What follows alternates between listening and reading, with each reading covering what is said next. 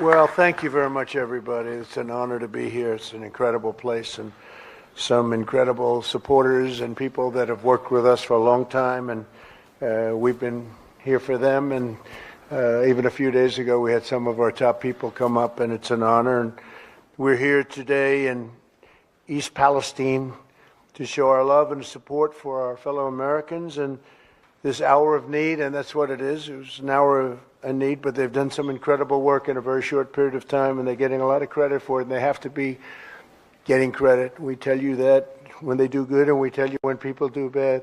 Your chief and your police and your mayor and everybody else, they've done incredibly. And Bill, JD's been here for 4 days. I've been watching him every day. JD Vance has been incredible. To the people of East Palestine and to the nearby communities in Ohio and Pennsylvania, we have told you loud and clear, you are not forgotten. You are not forgotten. We stand with you, we pray for you, and we will stay with you in your fight to help answer, and the accountability that you deserve. We'll have that accountability. It'll all be out there very clearly. I want to thank Senator J.D. Vance for being here. I want to thank Congressman Bill Johnson, very special friends of mine. They became really very good friends of mine.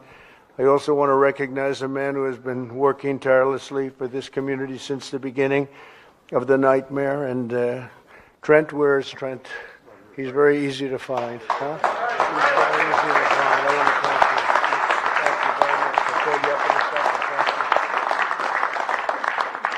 you. Your mayor. In addition, let me express our tremendous respect and admiration for all of the police and firefighters and first responders, and all over the country there's such heroes, but this was a great example of it because that was a very dangerous looking sight. So I want to thank you all. Thank you very much.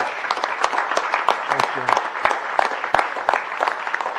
you. 19 days ago, tragedy struck this wonderful village and rocked the lives of people throughout this area, long beyond this area. It's been weeks since Americans have been inspired. They've just watched this over the weeks. They've been inspired by your strength and your courage and how you've come together to stand up for the families in your area and the families of this village and beyond. We've seen the first responders and railroad workers serving bravely in the line of duty. The railroad workers have been really incredible, actually, and they've gone way above the call of duty.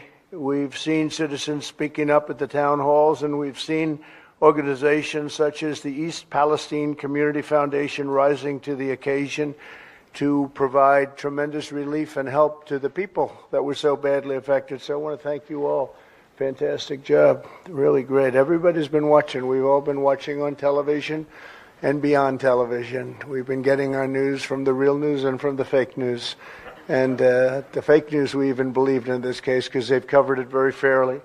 Over the past few weeks, the community has shown the tough and resilient heart of America, and that's what it is. This is really America right here. We're standing in America.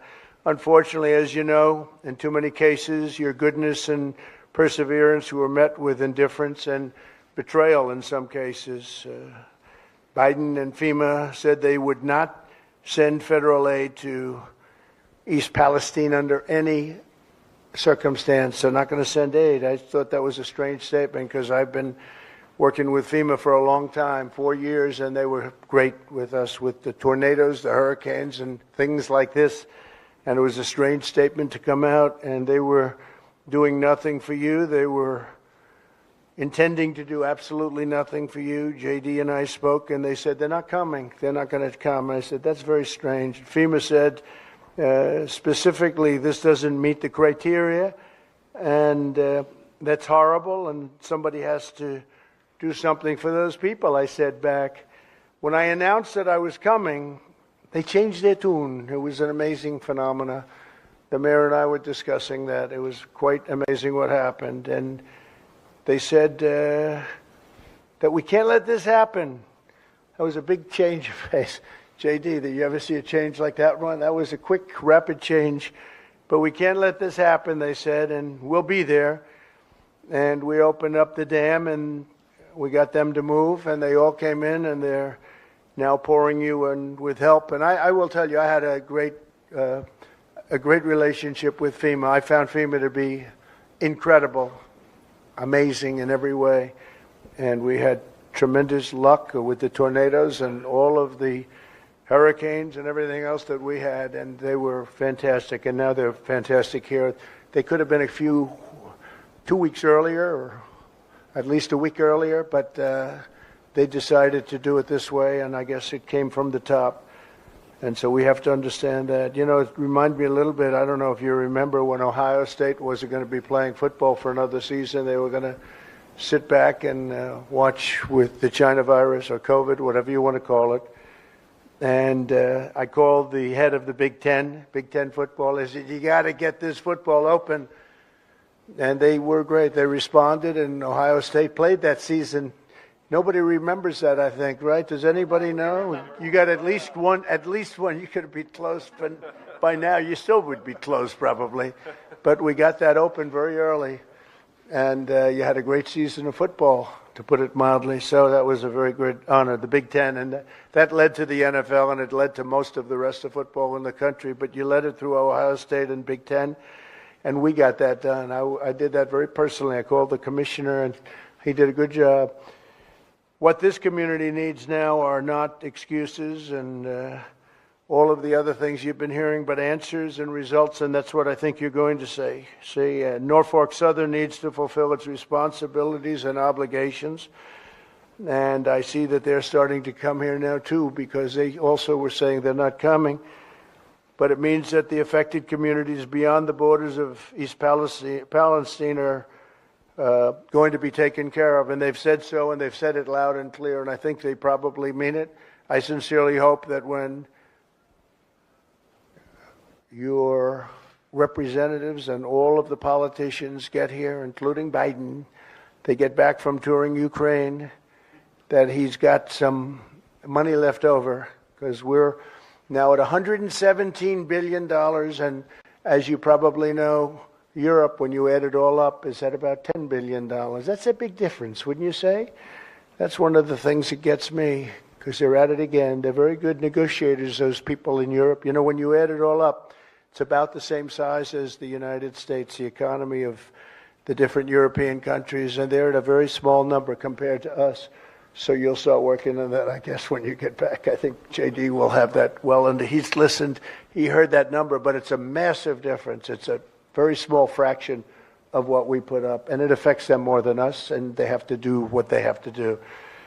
But we're going to find time to come back if necessary. If they don't come back and give you the treatment that you need, we will be back. The Biden administration should ensure that every family has the option of moving and homes and everything else until this thing is straightened out.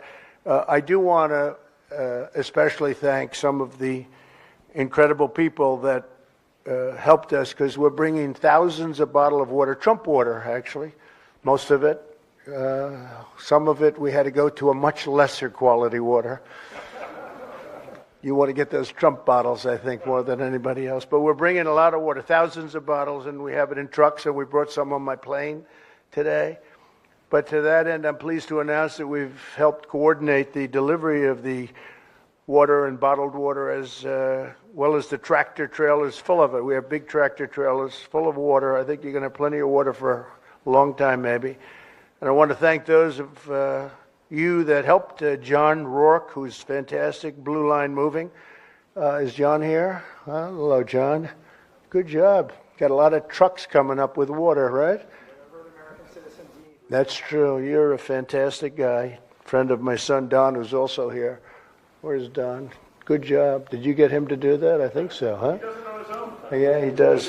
He's fantastic. He helps. Thank you very much, John. Appreciate it. Two Fellas Moving Company, and I want to thank the people within the Trump organization that helped us with all of the water. We got it from all of our different hotels, all of our different places, and it was great. They really came together. Also, I want to thank Sandy Pensler and his son, Jonathan Pensler, from Cortex in Michigan, for donating thousands of gallons of cleaning supplies. Thousands and thousands of gallons. Where are you guys?